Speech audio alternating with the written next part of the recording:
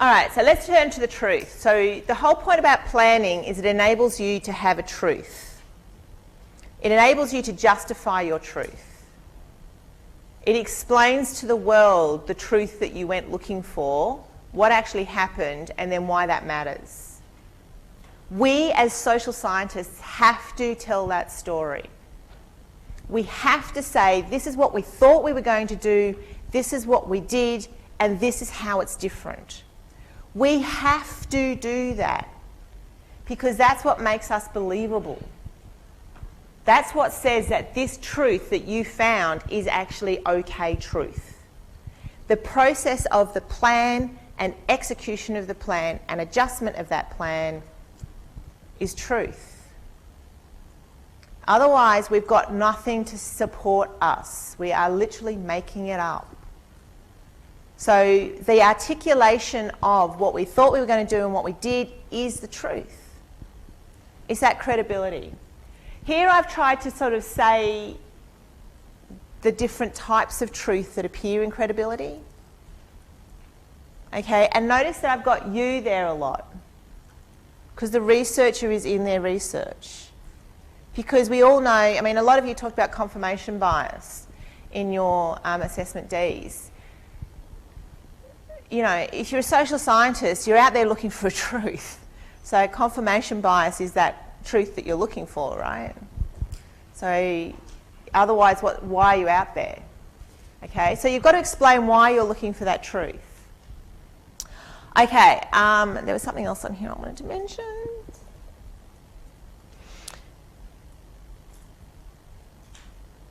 So this is the last one here is kind of an interesting one about that justification of how you found your truth. So for assessment D, you're going to come up with codes based on the questions that you develop. So before you've got your data, you've already started your analysis because you're going to have your codes. And you have to agree on those codes in your pairs.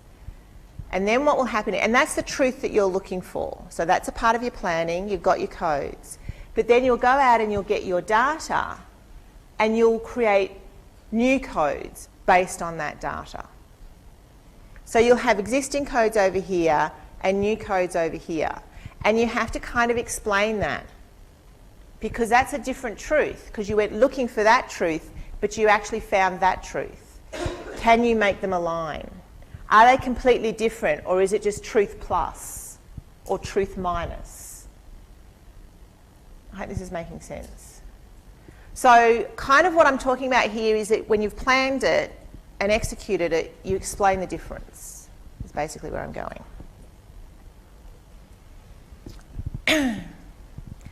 And of course it is all your truth. I keep talking about the you pronoun, all that sort of stuff.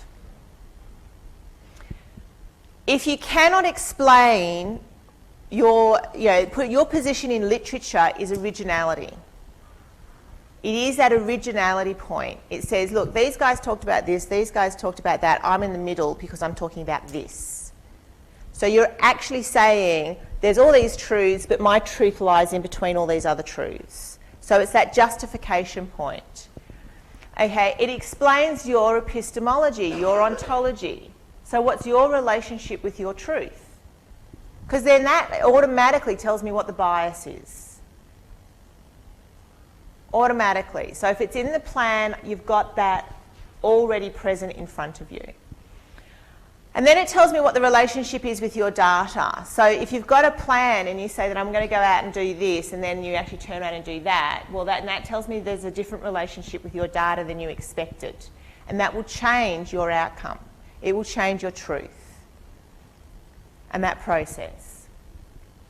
And the other thing is that it's about keeping, obviously, your work defensible, right?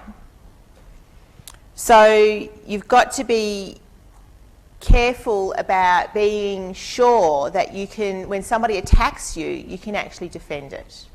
Now, journal articles never ask to see your data. Like, it's not like they say, can we have the transcripts of all your interviews? But they can. They can say, I want to see your plan. So if you go to a journal and you say, I want to publish this journal article, and they look at it, they can say, yeah, all right, what was your planning for this? because it doesn't feel right or it doesn't seem true. And you have to be able to produce records of your research and defend yourself. If you don't have a plan, if you can't say, this is what I thought I was going to do, this is what I ended up doing, so I was going for that truth, I found this truth instead, but that's still cool because in the literature I'm still here. If you cannot tell that story, then you're not defensible. So your research is no longer valid. And we come back to this valid word. You're not credible. You have no integrity.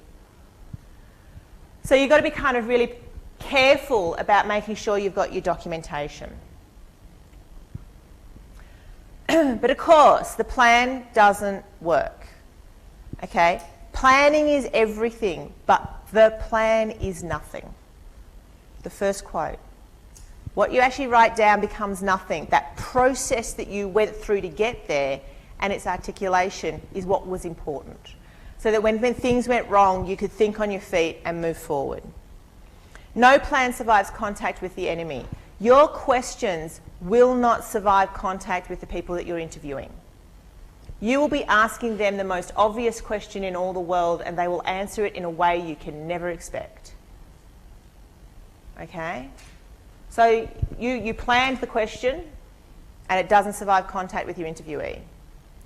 All right? And of course, proper planning prevents piss poor performance.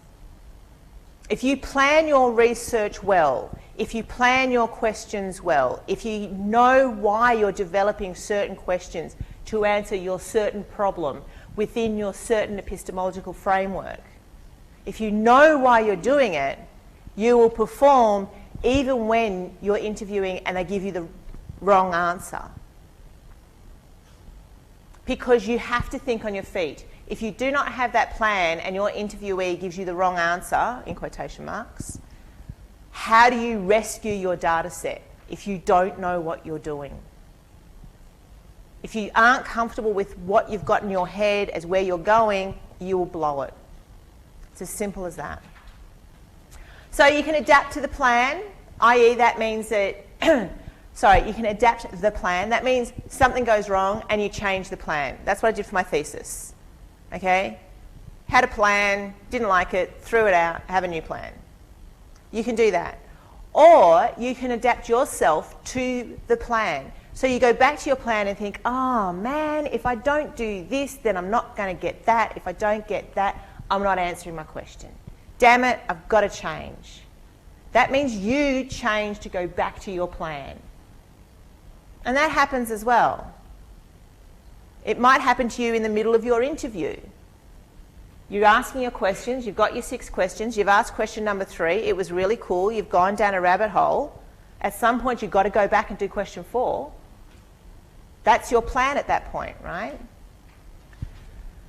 And of course, then you can actually just say, oh, look, this is just never going to work, it's nothing what we wanted to do, and you just throw the plan out altogether. You know, I just abandon it in holus bolus and start again. Okay, I've yet to do that. In all my research projects, I've still managed to pull something. Actually, that's not true. In the public service, I regularly threw out plans. Nothing you can do. Okay, but you can just abandon stuff. And that's okay too. You can literally just walk away. This is not going the way it's supposed to. I need to walk away and just come at it a different way. And that's perfectly acceptable in research. Because remember, in the social sciences, you don't want to be doing something half-assed. Because the more half-assed journal publications are out there, or the more half-assed theses are out there, and there are some really bad theses out there, like horrendous, okay, the worse our reputation gets as social scientists. So as social scientists, we kind of have an obligation to our fellow social scientists not to get it wrong. And that means making sure we've got those 10 steps in play. Have I got a clear problem? Have I articulated it? Have I got my scope? Have I thought about my methodology, my methods? All these things come together to make the plan.